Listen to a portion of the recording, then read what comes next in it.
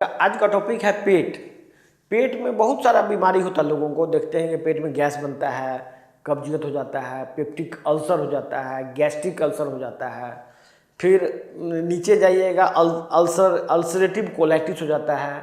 फिर क्रॉन्स डिजीज है, irritable bowel syndrome है। इसके बाद लीवर में बहुत सारी बीमारी होती है। लीवर में लीवर फेलियर होता है, सिरोसिस ऑफ लीवर होता है, फैटी लीवर होता है। इसके बाद हेपेटाइटिस बी, हेपेटाइटिस सी, ये सब लोगों को होता है।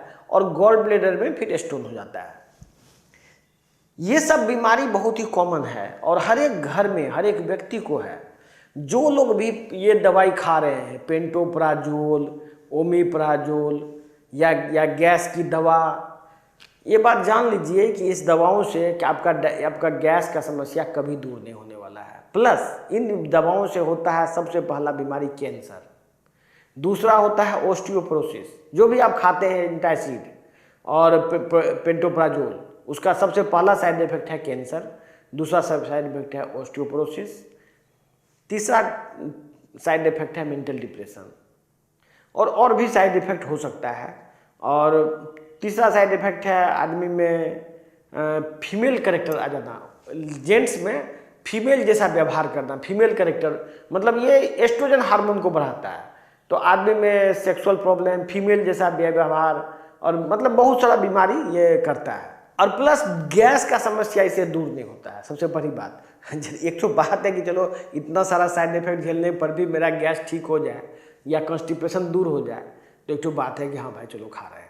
लेकिन ये सब खाने के बावजूद भी आपका ना गैस खत्म होगा, ना ही कब्जियत दूर होगा, ना ही अंदर में आपका अल्सर खत्म होगा। तो इन सब बीमारियों का आज हम लोगों ने आज एक फर्स्ट केस हमने गॉल स्टोन निकालने का किया। गॉल स्टोन जो है मरीज का बिल्कुल ईजीली निकल गया।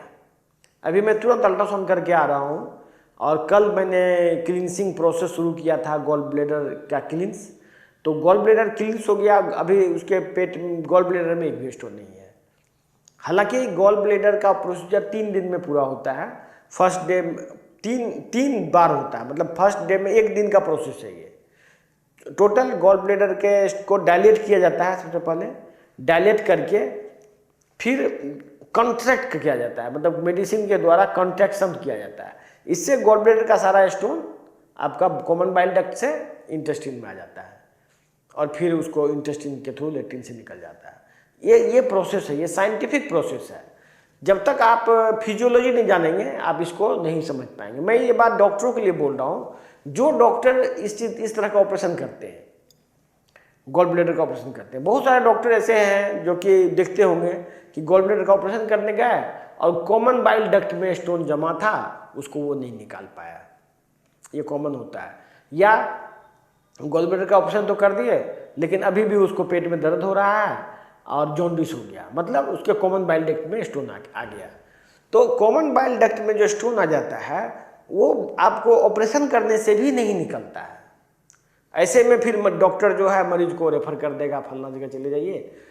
अल्टीमेटली मरीज घूमते घूमते कहीं पर जाके उसका स्टोन निकलता ही नहीं है। कभी उसका जॉन्डिस ठीक भी हो जाता है, फिर वो लंबा बीमारी के चक्कर में वो फंस जाता है।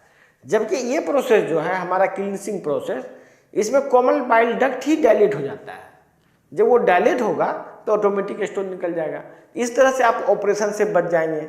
8-10 दिन का ऑपरेशन, पेट चीरेगा, बेहोशी देगा, मरने का खतरा, इसके बाद बीमारी भी ठीक नहीं।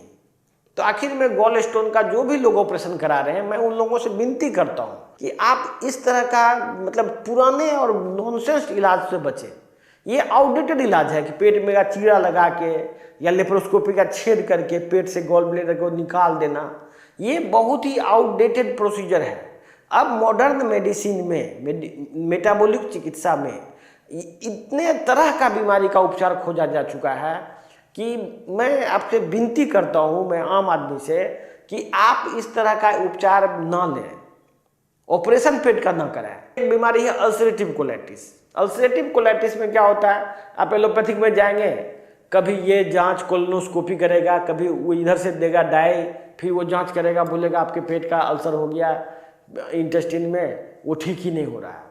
तो आप बोलेंगे भाई कि आप डॉक्टर साहब कुछ भी कर दीजिए, तो बोलेगा भाई आपको कैंसर हो गया, अब कैंसर घोषित कर देगा। कैंसर है नहीं, अल्सरेटिव कोलाइटिस और क्रॉन्स डिजीज ये कैंसर नहीं है, लेकिन बहुत ही दर्दनाक बीमारी। तो अल्सरेटिव कोलाइटिस जो है बिल्कुल ठीक होने वाला बीमारी है। मैंने बहुत सारा बीमारी का मैंने इलाज किया है, अल्सरेटिव कोलाइटिस वो ठीक हो जाता है। तो उसी क्रम में एक बीमारी आता है रेक्टल कैंसर, रेक्टल कैंसर, और एक है प्रोस्टेट कैंसर। प्रोस्टेट कैंसर के बारे में मैंने देखा है कि बहुत सारा पेशेंट को क्या होता है, ये अपने आप ठीक हो जाता है। मान लीजिए किसी को प्रोस्टेट कैंसर हुआ, कुछ लोगों का अपने आप ठीक हो जाता है, लेकिन जो लोग प्रॉपर ट्रीटमेंट में जाते हैं एलोपैथिक में, किसी को बचते हुए आपने नहीं देखा होगा, जिंदा नहीं बचता है वो। यदि आपके पास ना ही कोई नॉलेज है, ना ही किसी तरह का बुद्धि है, ना ही आप जानते हैं बीमारी के बारे में, तो निश्चित रूप से आपका शोषण होने जा रहा है। तो मैं आप लोगों को वेलकम करता हूं। पेट की जितनी भी बीमारी है ये सभी हमारे उपचार से बिल्कुल आसानी से ठीक हो रहा है, और आप लोग इस पद्धति को अपनाइए और बेहतर जीवन जीने का कोशिश कीजिए। अब उपचार खोज लिया गया है और हर एक आदमी तक अवेलेबल कराने के लिए हम लोगों ने ट्रेनिंग प्रोग्राम भी शुरू कर दिया है। धन्यवाद।